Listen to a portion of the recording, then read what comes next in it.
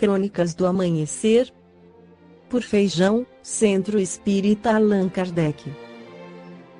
Balneário Gaivota, 14 de janeiro de 2018. A Evolução do Fantasma, Parte 2. Reis, rainhas, cavalos, cães, corvos. Os redemoinhos nos montes de feno. Um amante infiel, um antigo amigo, um filho natimorto, uma luz etérea. Como Susan Owens descreve em seu livro The Ghost a Cultural History, fantasmas e espíritos assumiram muitos disfarces e papéis ao longo dos séculos. Na Idade Média, as almas penadas vagueavam pela terra em penitência com seus espíritos desencarnados cobertos por mortalhas e, mais tarde, por lençóis, que lhes davam mais mobilidade. Algumas almas queriam se vingar de injúrias passadas ou defendiam a causa dos oprimidos.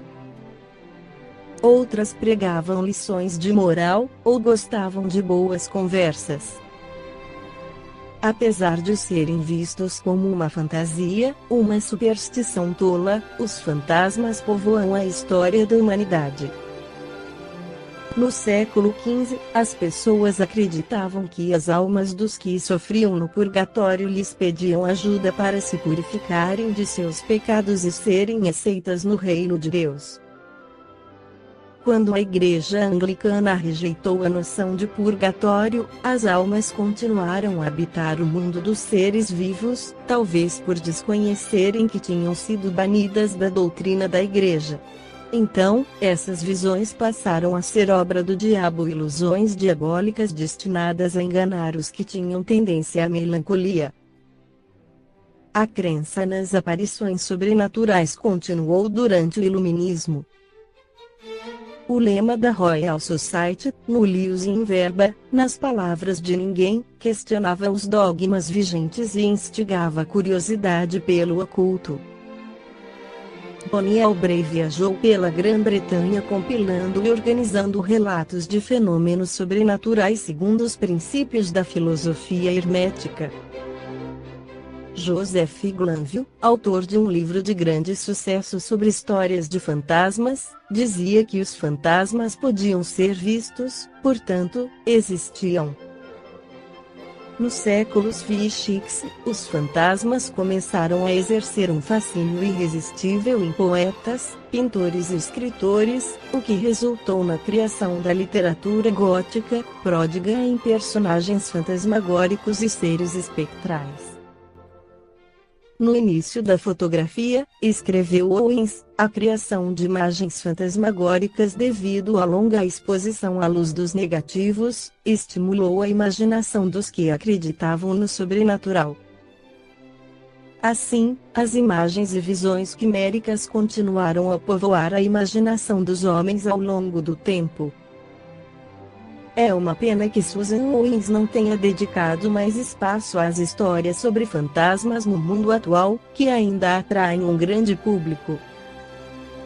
Além disso, a descrição em excesso de fantasmas e seus mitos na Grã-Bretanha exclui a crença nas aparições sobrenaturais nas religiões da Mesopotâmia e na cultura dos índios americanos, entre outras. Mas tem o grande mérito de mostrar que as almas que vagueiam pelo mundo e os fantasmas que o povoam são um reflexo da obsessão dos seres humanos pela morte. Na crônica anterior mostramos como Mary Del Priore em seu livro Do Outro Lado a história do sobrenatural e do espiritismo esclarece que ouvir falar de espíritos não é nenhuma novidade, pois a coisa vem de longe. Quando e como o fenômeno cruzou o Atlântico? Como vimos, a partir do outono de 1852, os primeiros médiuns americanos começaram a chegar ao Velho Mundo. Eram mulheres, na maior parte. Até o termo médium era novo. Na França, usava-se sonâmbula até então. A primeira parece ter sido Maria Eden, que desembarcou na Inglaterra em outubro do mesmo ano.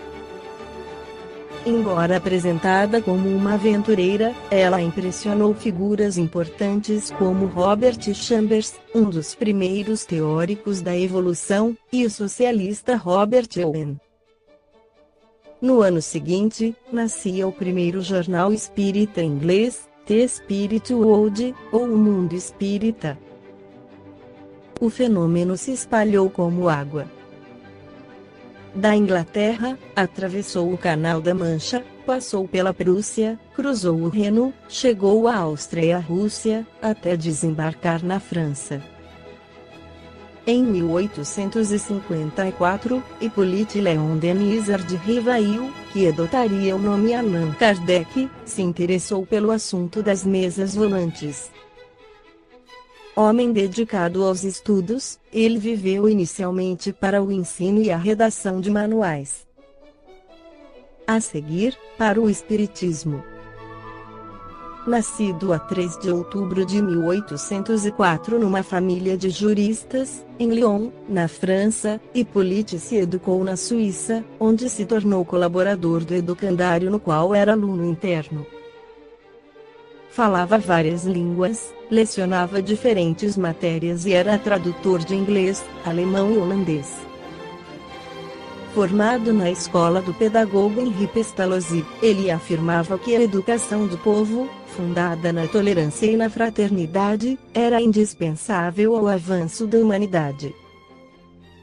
O importante era aprender a aprender.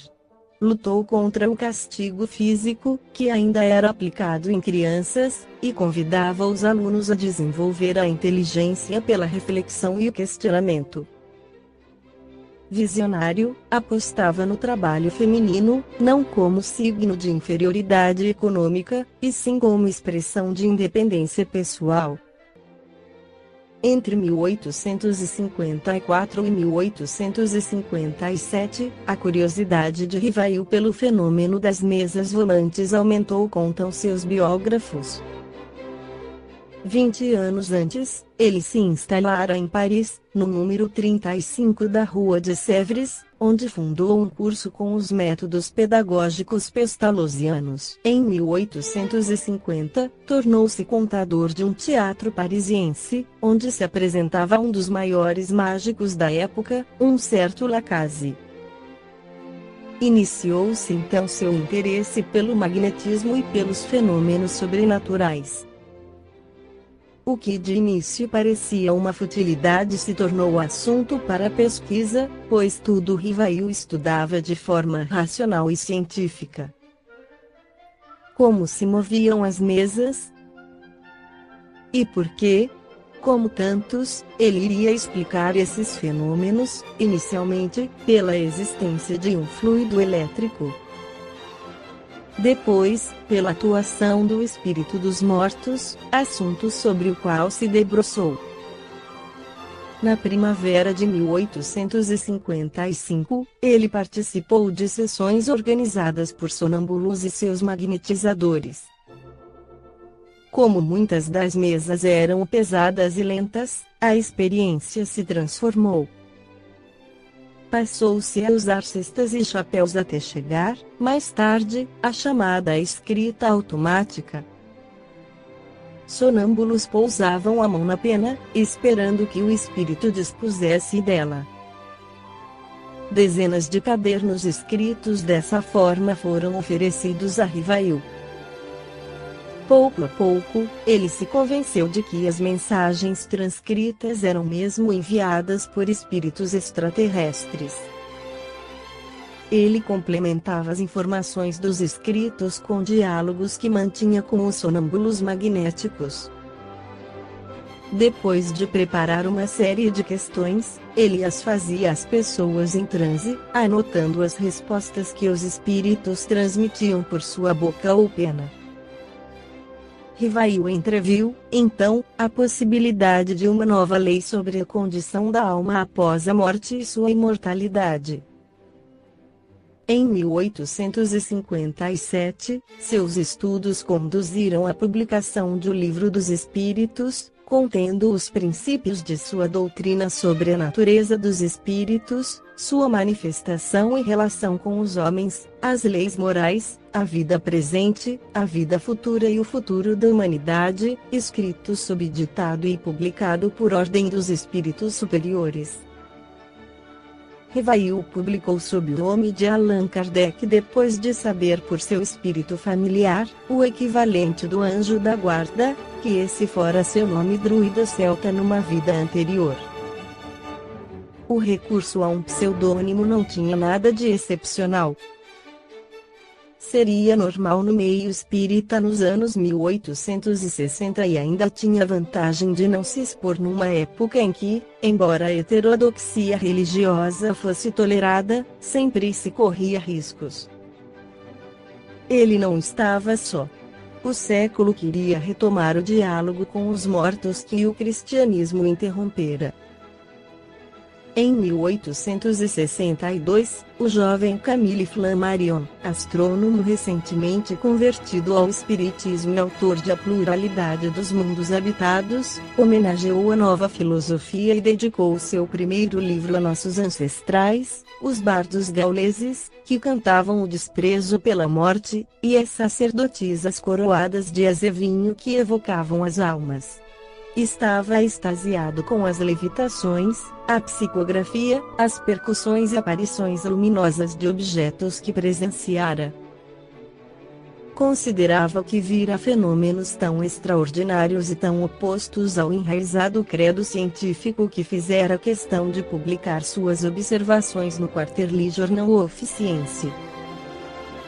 A doutrina espírita provava a possibilidade de se comunicar com os seres do mundo espiritual, já presente no passado através da magia. Mas, agora, com características de uma idade científica, ela deve à ciência no sentido que esse ensinamento não é privilégio de nenhum indivíduo, mas que ele é oferecido a todos pela mesma via, registrava em caracteres da revelação espírita. E convidava os que transmitiam ou recebiam tais revelações a deduzir, observar e comparar. Afinal, nem uns nem outros eram seres passivos. Para Kardec, os mortos não eram diferentes dos vivos. Eram apenas vivos desencarnados, o invólucro corporal não sendo nada além de uma forma passageira e transitória de nossa existência. Mas os espíritos pareciam com os vivos, teriam as mesmas qualidades e os mesmos defeitos. Sentiam o que os outros viviam: desgosto, alegrias e tristezas. Só que o faziam no espaço interplanetário, no além. Esta foi a crônica do amanhecer de 14 de janeiro, por Feijão.